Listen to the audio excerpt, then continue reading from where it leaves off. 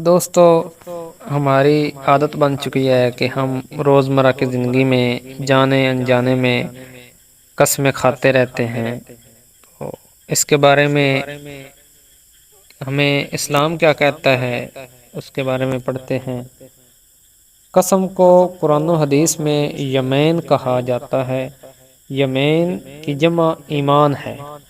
اصطلاحی مفہوم میں کسی مسلمان کا اللہ تعالیٰ کا نام لے کر پختہ عزم کرنا اور دوسرے شخص کو یقین دہانی کرانا یمین کہلاتا ہے۔ قسم کے لیے یمین اور حلف کے الفاظ بھی استعمال ہوتے ہیں۔ قسموں کی حفاظت سے مراد یہ ہے کہ اولاً قسم اٹھائی ہی نہ جائے، کیونکہ مسلمان کی سب سے بڑی خوبی یہ ہے کہ وہ جھوٹ نہیں بولتا بلکہ ہمیشہ سچ بولتا ہے۔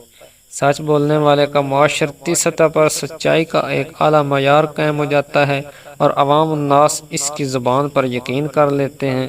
لیکن اگر بات بات پر قسم اٹھانے کا رواج عام ہو جائے تو لوگوں کے وقت کے ضیاع کا سبب بنے گا، ایک دوسرے سے اعتبار اٹھے گا اور بد اعتمادی کی فضا قائم ہوگی، جو حسن معاملات و معاشرت کے ہی خلاف ہے۔ قرآن مجید میں قسم کے احکام یوں بیان ہوئے ہیں۔ ترجمہ: اللہ تمہاری لا یعنی بے مقصد قسموں پر مواخذہ نہیں کرے گا، یعنی جو قسمیں بغیر مقصد کے اٹھائی جائیں ان پر اللہ تعالیٰ مواخذہ نہیں کرے گا، لیکن وہ تمہارا ان قسموں پر مواخذہ کرے گا جو تم نے پختہ ارادے سے کھائی ہیں، تو اس کا کفارہ 10 مسکینوں کو کھانا کھلانا ہے، اس اوسط درجے کا جو تم اپنے گھر والوں کو کھلاتے ہو، یا انہیں لباس پہنانا، یا ایک غلام کو آزاد کرنا ہے۔ پھر جو یہ نہ پائے تو 3 دن کے روزے رکھے۔ یہ تمہاری قسموں کا کفارہ ہے۔ جب تم قسم کھاؤ اور اسے توڑ دو اور اپنی قسموں کی حفاظت کرو، اسی طرح اللہ اپنی آیات تمہارے لیے کھول کھول کر بیان فرماتا ہے تاکہ تم شکر ادا کرو۔ سورۃ المائدہ۔ قسم کے حوالے سے دوسری اہم بات یہ ہے کہ قسم صرف اللہ تعالیٰ کے نام کے ساتھ ہی ہو۔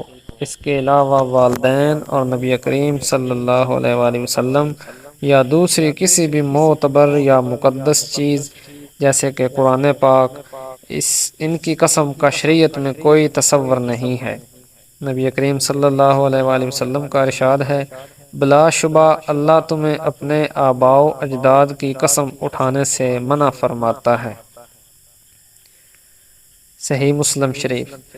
صحابہ کرام رضی اللہ تعالی عنہم حضور اکرم صلی اللہ علیہ وآلہ وسلم کے اس ارشاد کے بعد کبھی بھی اللہ تعالیٰ کے علاوہ کسی کی بھی قسم نہیں اٹھاتے تھے، کیونکہ ایک دوسری جگہ پر آپ صلی اللہ علیہ وآلہ وسلم نے ارشاد فرمایا، جس نے اللہ تعالیٰ کے علاوہ کسی چیز کی قسم اٹھائی گویا اس نے شرک کیا۔ قسم کے حوالے سے تیسری بات یہ ہے کہ اگر کوئی شخص جائز کام سے رکنے کی قسم اٹھا لے کہ میں اس کام کو نہیں کروں گا، اور اس قسم کو توڑنے میں خیر ہو، یعنی اس قسم کو توڑنے میں بھلائی ہو، تو قسم توڑ دی جائے اور قسم کا کفارہ ادا کر دیا جائے۔ نبی کریم صلی اللہ علیہ وآلہ وسلم کا ارشاد ہے کہ جس شخص نے کسی کام پر قسم اٹھائی لیکن وہ سمجھتا ہے کہ خیر اور بھلائی اس کی مخالف سمت میں ہے، یعنی کہ اگر اس کام کو نہ کرنے کی وہ قسم کھا لیتا ہے اور بعد میں سے پتہ چلتا ہے کہ یہ کام تو جائز ہے اور اس کو کرنا چاہیے، تو وہ اس کی خیر اور بھلائی کو دیکھتے ہوئے اس قسم کو توڑ سکتا ہے اور اپنی قسم کا کفارہ ادا کرنا ہوگا۔ مثلاً اگر کوئی شخص اللہ تعالیٰ کی قسم اٹھا کر کہے کہ میں اپنے فلاں دوست یا ماں باپ یا استاد سے بات نہیں کروں گا، تو اسے چاہیے کہ قسم توڑ دے اور کفارہ ادا کرے۔ قسم کا کفارہ یہ ہے کہ چاہے تو 10 مساکین کو کھانا کھلا دے، چاہے تو 10 مساکین کو لباس پہنا دے، ایسا غلام یا لونڈی آزاد کرے جو ہر قسم کے عیب سے پاک ہو۔ اگر اسے ان 3 اشیاء میں سے کسی کی طاقت نہ ہو تو 3 روزے رکھے۔ قسم کے حوالے سے چوتھی بات یہ ہے کہ جس قسم کا کفارہ ادا کرنا ہے وہ مستقبل میں کسی کام کے حوالے سے قسم اٹھانا ہے۔ اس کو یمین منعقدہ کہتے ہیں۔ ماضی کے کسی واقعے پر جھوٹی قسم اٹھانا یمین غموس کہلاتا ہے۔ اس قسم پر کفارہ نہیں ہوتا، لیکن اسلام نے اس قسم کو ناپسند کیا ہے، یہ گناہ کبیرہ ہے۔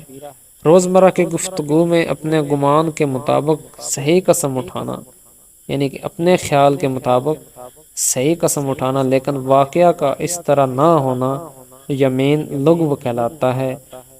ایک انسان اپنے خیال میں قسم صحیح اٹھاتا ہے لیکن واقعہ اس طرح نہیں ہوتا اور وہ اس کے گمان کے، اس کے خیال کے الٹ ہو جاتا ہے، تو اس طرح کی قسم سے اللہ رب العزت نے درگزر فرمایا ہے۔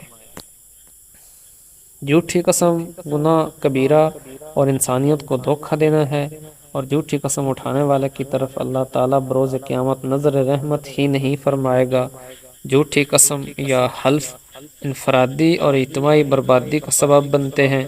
ہمیں ان سے بچنے کی دعا اور عملی طور پر کوشش بھی کرنی چاہیے۔